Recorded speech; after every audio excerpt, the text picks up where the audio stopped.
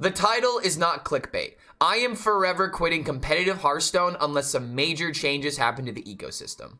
If you're someone that likes the regularly scheduled content, then this is probably a video you can go ahead and skip unless you care about the Clark HELLSCREAM World Championship lore, which in all honesty, I didn't even believe from the very beginning, so maybe that's the reason why I ended up in this position that I am right now.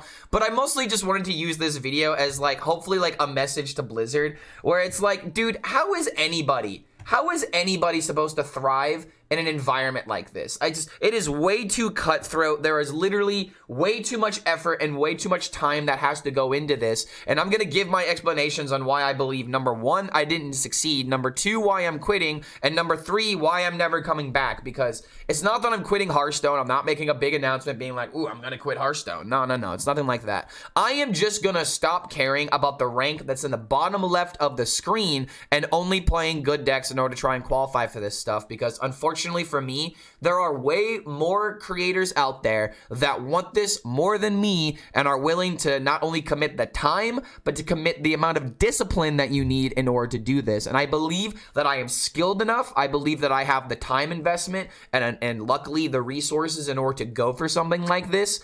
But just the honest truth, honest to God truth, I do not have the discipline to do this. I just don't.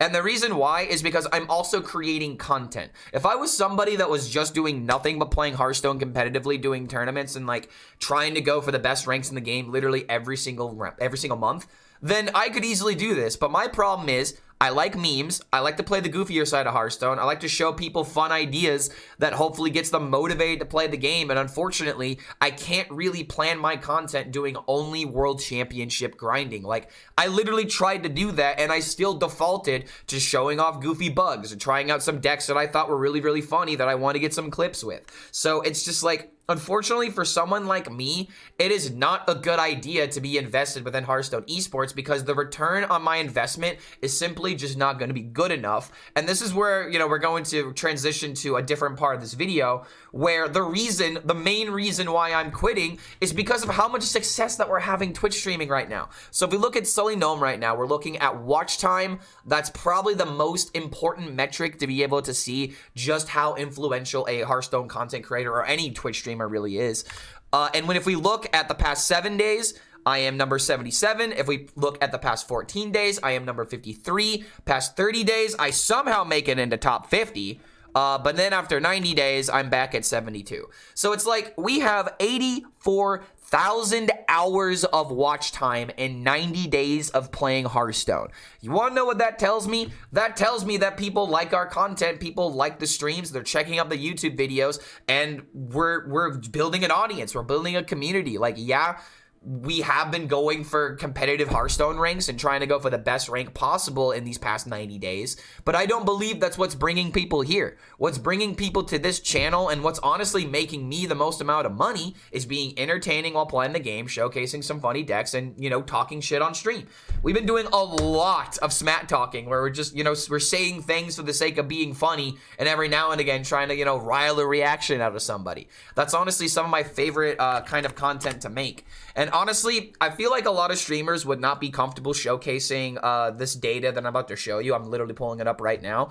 But I'm literally going to show you guys on Twitch only, my primary source of income. I'm going to show you guys just how much money that we've made this month. We've made about $2,000.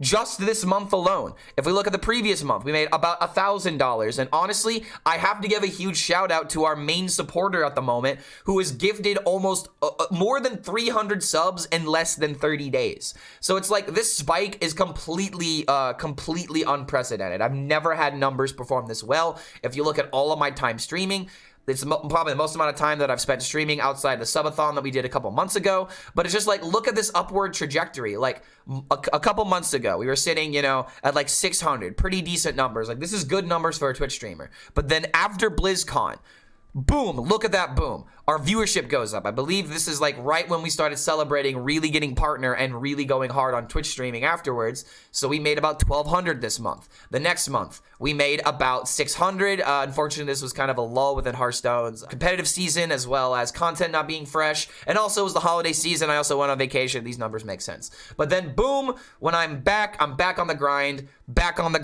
and it's just like, I gotta support these kind of numbers. And the best way that I can actually really translate this sort of thing is that I literally have a better chance of earning $100,000 doing Hearthstone content creation, making videos, doing live streams. I have a better chance of earning 100K doing content than I do earning 100K by, first of all, playing enough to qualify for the tournament, then getting seeded into the tournament, and then winning that entire tournament while not getting lucky at least 1 or 2 times, because that's literally all it takes to fall out. It's a single double elimination tournament depending on what the format is. I believe it's double elimination because of losers bracket.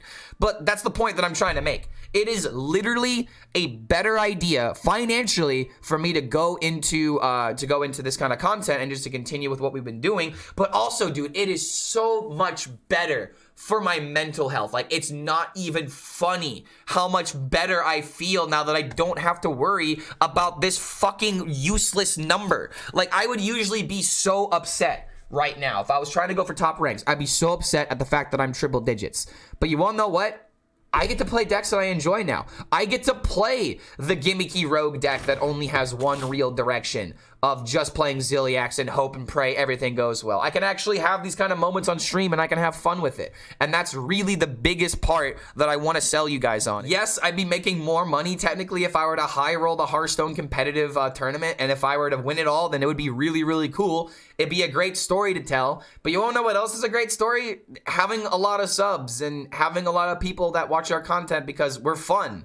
There aren't a lot of quote-unquote fun Hearthstone streamers where they just focus on doing goofy things. There's a lot of competitive streamers out there. There's a lot of people that play the game somewhat seriously. There are people that enjoy the memes and enjoy the fun side of Hearthstone, but I believe there's only one Clark HELLSCREAM and there's only one stream like ours, like the Horde. So in order to just solidify you guys on this as well, I'm also going to be using this time in order to do some other kinds of content. Like maybe I'm going to start doing some variety content on Twitch. I'm maybe not going to translate that into YouTube videos, but I do want to at least like go through it and see how it feels to do some of this variety content. Maybe we can start booming in a different direction where it's not just Hearthstone that we're good at. Like that's the big thing about this video that I really want to let you guys know about. Like we want to do more than just Hearthstone. I never want to quit Hearthstone. I want to make this abundantly clear. I'm never going to quit the game.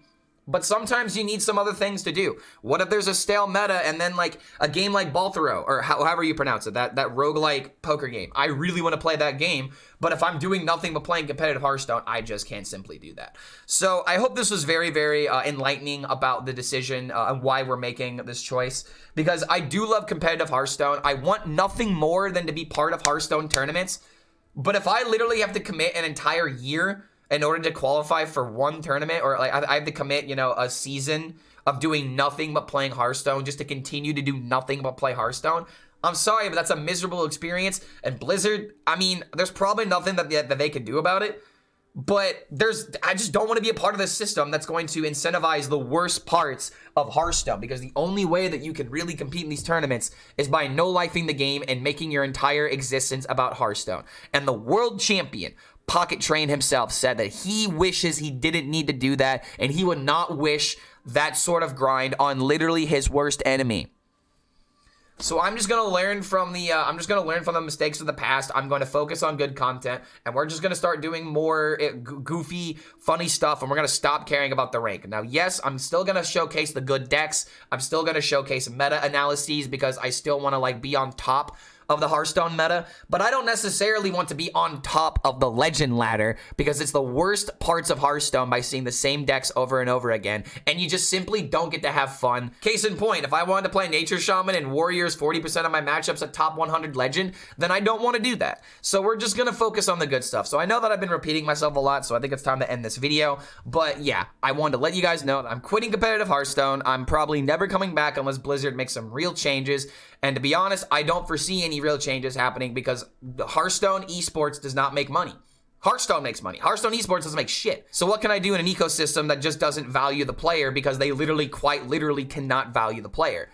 It's just an incentive in order to get people to keep playing ladder and to make rank 1 legend worth something. And as long as there's 8 spots for a tournament, there will definitely be more than 8 people trying to go for it. So thank you so much for making it to the end of this rant. Don't really have a lot else to say at the moment except that I'm just quitting Hearthstone and playing more fun stuff. So you're going to be seeing a much healthier mentality from Clark HELLSCREAM. So thank you so much for making it to the end of this video. Hopefully we have another chance in the future if Hearthstone esports fixes itself. But in all honesty, I would not hold your breath for it. So thank you so much for making it to the end of this video, and we'll see you for the next one.